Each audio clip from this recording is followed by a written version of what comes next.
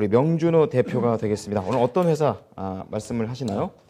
네, 코윈테크가 되겠습니다. 네, 코윈테크 자리에 가주시기 바랍니다.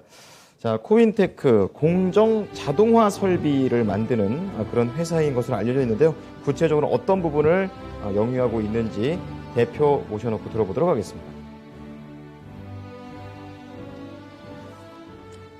네, 오늘의 종목은 코윈테크가 되겠습니다. 지금 8월달 지금 좀 그래도 조정장이기 때문에 조정장에서는 주가가 이미 많이 올라가 있는 종목들은 또 많이 빠지죠. 그래서 가급적 누워있는 종목들은 사실 뭐 인기 있게 대중들 수급이 붙은 게 별로 없기 때문에 또 조정장에서도 별로 낙폭이 크게 안 나타나는 특징들이 있고 시장이 좀 안정됐을 땐 또 먼저 치고 나가는 그런 성향들이 돼서 좀 누워있는 종목 중에 뭐가 좀 괜찮을까 하고선 골라봤습니다. 그랬더니 코인테크라는 종목이 좀 눈에 들어왔는데요. 이 회사는 주된 매출 비중들에 있어서는 2차 전지라고는 하지만 2차 전지의 어떤 소재나 부품 관련된 회사라기보다는 공정 자동화 시스템을 구축해주는 그런 회사가 되겠습니다. 즉 스마트 팩토리 회사가 되겠는데요. 이 코인테크는 뭐 꼭 2차 전지뿐만 아니고 뭐 반도체나 디스플레이 또 유화, 뭐 식품, 자동차 뭐 모든 이 산업 분야에 있어서 스마트 팩토리를 이거 구축해주는 그런 회사가 되겠는데 그런데 2차 전지 생산 공정 관련된 비중이 제일 높긴 높습니다. 매출에 있어서도 거의 한 90% 정도. 가장 특화된 또 기술력을 갖고 있는 쪽은 역시 2차 전지 관련된 쪽에 스마트 팩토리 해주는 데 있고요. 이 코인테크 같은 경우에는 전 세계에서 최초로 2차 전지 생산 고정을 이 풀 자동화 시스템 해주는 그 시스템을 개발에 성공해서 이 국내뿐만 아니고 뭐 중국, 폴란드, 헝가리, 싱가포르 등등의 다양한 국가의 업체들에 납품을 하는 회사가 되겠고요. 그리고 코인테크는 상당히 맞춤형 이 고객사들이 어떤 고객사가 갖고 있는 그 공장의 특성 또 입지의 특성 그런 걸 고려해 갖고 맞춤형으로 다 회사마다 또 이 스마트 팩토리를 구성해 주는 게 이 회사의 상당히 특징이 되겠습니다. 그리고 탑 머티리얼이라는 회사 이쪽을 또 인수를 했는데 여기도 이제 실적 반영이 본격적으로 되는 시점들이 이번 분기부터이기 때문에 굉장히 또 긍정적으로 될 수 있다 하는 내용들 되겠고요. 이제 다음 페이지 보겠습니다. 이 회사에 있어서 뭐 기본적으로 또 전기차 시장에 대한 부분들, 2차 전지 시장에 대한 면들은 뭐 상당히 앞으로 그래도 또 많이 커나갈 수 있다 하는 내용들은 여러분들이 텔레비전 트시면은 어디서든 뭐 또 많이 들으시는 내용들이니까 이게 뭐 내용들 좀 생략하도록 하고요. 이 코인테크 같은 경우는 이제 2차 전지 사업 초기 시점 굉장히 일찍 진출을 해왔고 시장에 있어서 우위를 갖고 있는 그런 특징들이 있고요. 그리고 실적에 대한 뭐 PER과 뭐 이런 면들도 상당히 좀 저평가되어 있다 그렇게 볼 수가 있겠습니다. 하나씩 내용들 이제 자료를 보면서 이제 보겠습니다. 다음 페이지 지금 보면요, 이 코인테크에 있어서의 사업 영역은 이 관계사들이 이 상당히 대기업들 많이 있습니다. 국내에 있어서도 뭐 LG화학이나 삼성, SDI 그리고 또 뭐 LG화학, SK이노베이션 등등이 갖고 국내 굴지의 또 2차 전지 공정에 있어서의 스마트 팩토리를 구성해주는 그런 면들 코인테크가 지금 이미 수행을 하고 있고요. 또 글로벌에 있어서도 중국 회사들한테도 상당히 많이 좀 매출을 갖고 있다 하는 내용들 되겠습니다. 다음 페이지 지금 보면요. 예, 코인테크의 제품별 매출이 있어서는 절대적으로 2차 전지 관련된 쪽들이죠. 2차 전지 자동화 설비 비중이 무려 89.5% 정도로 거의 대부분을 차지하는 그런 양상들이 되겠고 이런 반도체 디스플레이나 화학 석유 자동화 기타 업종에 있어서도 상당히 스마트 팩토리에 있어서 구성을 해줄 수 있는데 이 회사의 가장 지금 좀 뭐랄까 경쟁력 그리고 주된 매출들은 다 2차 전지 전공정 후공정 관련해서 발생한다 그렇게 볼 수가 있겠고요. 다음 페이지 보면요. 예, 2차 전지 전방시장 투자에 대한 장비 수요 증가하고 지금 되어 있는데요. 예, 지금 2020년부터 2025년까지 계속 이제 전방시장 투자에 대한 이 면들이 뭐 글로벌 전체적으로 늘어나는 부분들이 상당히 또 긍정적으로 작용을 한다 하는 내용들 되고요. 다음 페이지 보면요.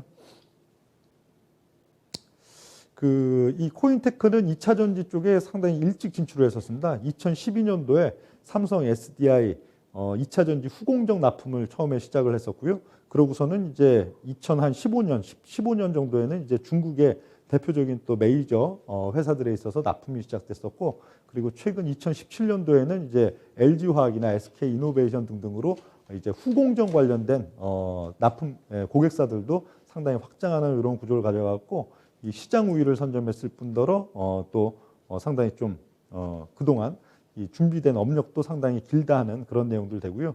다음 페이지 이제 보면요. 예. 코인테크는 세계 최초로 이제 2차 전지 전공정 관련된 진입, 그래서 독보적인 시장 지위가 있다는 내용들 되어 있고요. 삼성 SDI의 전공정과 후공정을 모두 이쪽 코인테크에서 설계를 했고, 또 LG 화학에 있어서의 또 전공정, 후공정, 반면에 SK 이노베이션에 있어서의 후공정은 SK 이노베이션에 있어서는 후공정에 해당하는 부분들에 있어서 코인테크 쪽이 했고, 중국의 그 대표적인 회사들 거기 있어서도 후공정 관련된, 여기는 이제 좀 늦게 진출을 해서요. 오히려 2015년도 그리고 2017년 이래서 전공정 쪽들은 다른 쪽에서 담당하고 후공정 쪽들 중심으로 담당을 한다 하는 내용들 되어 있고요. 다음 페이지 이제 보면요. 예, 이 현지 법인 이 코인테크의 이제 본사는 당연히 우리나라에 있겠지만 현지 법인들이 이제 유럽의 헝가리, 폴란드 쪽, 그리고 인도, 그리고 베트남 이런 쪽에도 현지 법인들이 있고, 또 저쪽 미국에도 지금 현지 법인이 있고, 이런 현지 법인을 통해 갖고 굉장히 시장 확대를 계속 박차를 가하고 있다 하는 내용들 되어 있고요. 다음 페이지 이제 보면요. 예, 그리고 이제 그 코인테크가 이제 인수한 회사인 탑머터리얼 같은 경우에도 2차 전지 해외 고객들 주로 이제 헝가리나 폴란드, 독일이나 노르웨이, 터키, 루마니아, 스웨덴, 그리고 중국, 동남아시아의 뭐 싱가포르와 말레이시아, 베트남, 인도네시아, 대만, 그리고 이제 앞으로는 이제 미국, 캐나다 이쪽도 진출한다 이렇게 돼 있는데, 이런 시너지 효과들, 그러니까 이 코인테크가 이미 현지 법인을 통해서 지금 확장하고 있는 부분들과 또 이제 탑머터리얼의 이제 고객사들 중심으로의 확장, 이런 부분들이 이 전기차 시장에 있어서 이 코인테크가 앞으로 글로벌에 있어서도 상당히 좀 뻗어나가 있는데 동력이 될 것이다 하는 그런 내용들 되고요. 또 다음 페이지 보겠습니다. 그래서 현재는 이제 이 코인테크가 주로 이제 2차 전지 관련된 여기에 매출 비중이 89.5%나 되니까 상당히 이제 2차 전지 중심의 이제 스마트 팩토리다 그렇게 볼 수가 있겠는데, 이게 오히려 2차 전지에만 지금 89%라는 부분들은 앞으로는 이제 석유화학 부분, 또 반도체 디스플레이 부분 이쪽으로도 또 스마트 팩토리 관련해 갖고 매출이 상당히 또 확장되고 늘 수 있는 긍정적인 면이 있다 하는 내용들 되어 있고요. 또 다음 탑머터리얼 인수 효과에 있어서는 탑머터리얼의 2차 전지 사업 관련된 부분들이 결국 전체적인 이제 그 매출에 있어서 대략 한 20% 정도 긍정적으로 또 기여를 하게 된다 하는 내용들 되겠습니다. 이제 다음 페이지.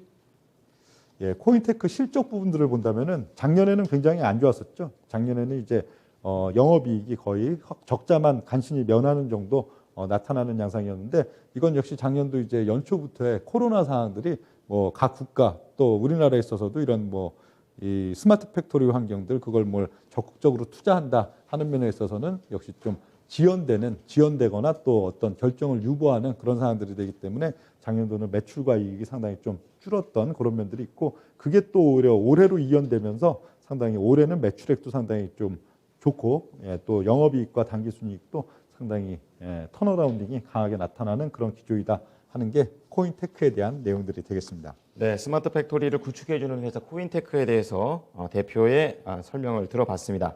자, 질문 있으신가요? 예. 네, 박준호 의원님요. 이제 앞서 이 회사 이제 매출 비중이 거의 85%가 장비 쪽이 전공정 장비 쪽이라고 그랬고요. 예.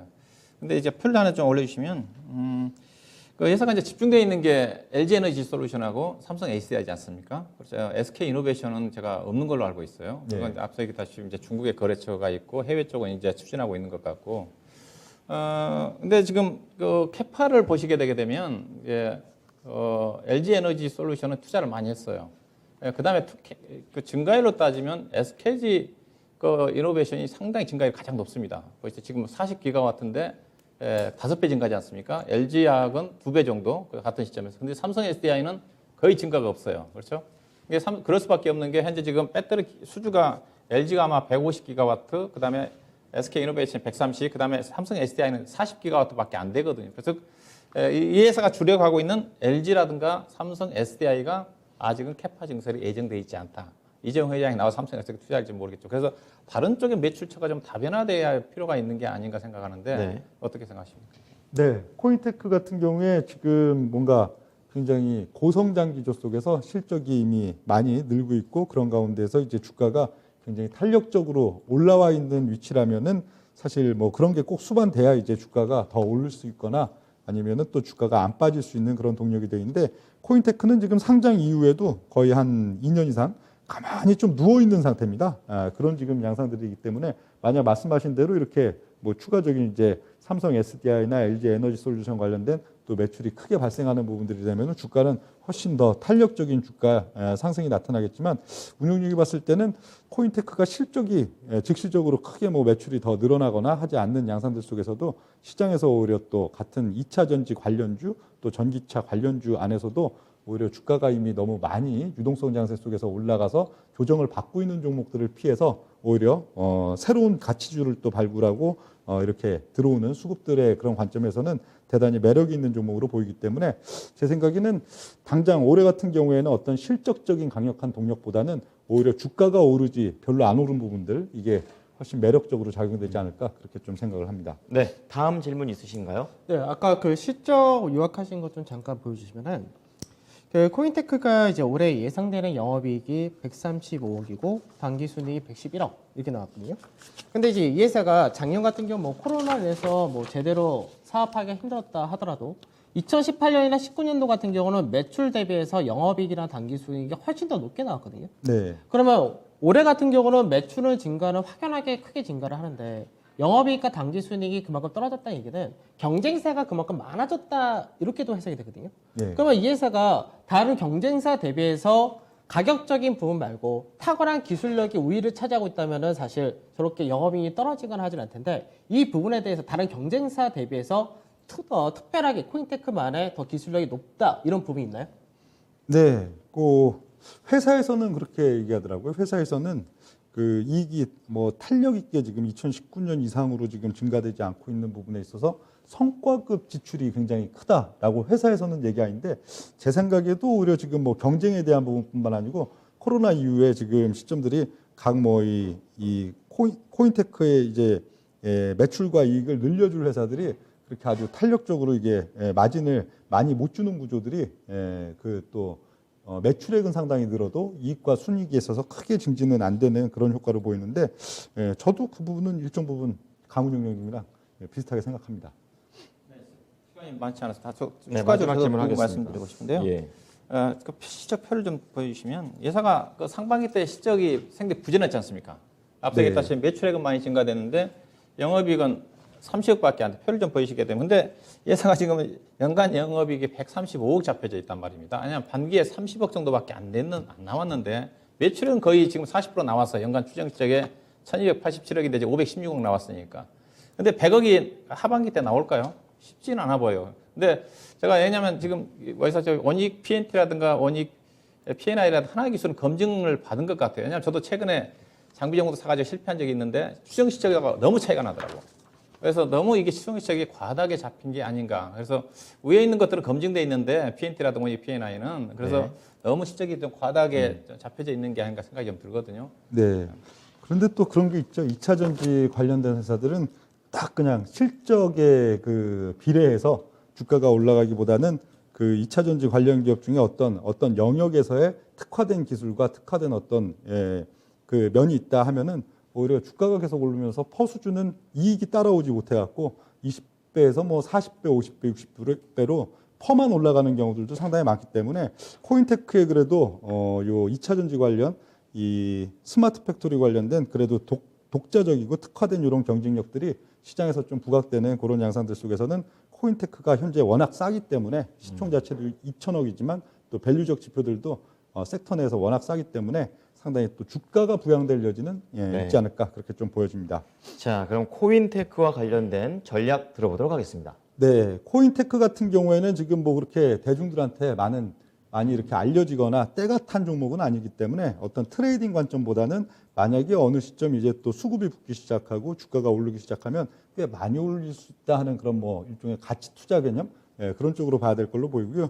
그래서 이건 트레이딩적인 접근보다는 오히려 주가가 뭐 이러고 좀 낮은 위치들 뭐 22,000원 뭐 이런 식으로 주가가 낮은 위치들에서는 상당히 좀 모아볼 만하다 그런 전략들 그리고 주가가 부양되는 단계 속에서는 시총 자체도 낮고 주식이 또 오랜 시간 동안 이제 기다가 움직이는 단계이기 때문에 너무 일찍 이익을 실현하는 것보다는 오히려 뭐 과거의 고점 최고 고점이 한 31,700원이다 그렇게 돼 있는데 그 이상으로 쭉 끌고 가는 것도 좋지 않을까 그렇게 또 생각을 합니다. 네, 코인테크 한 건 잘 들었습니다.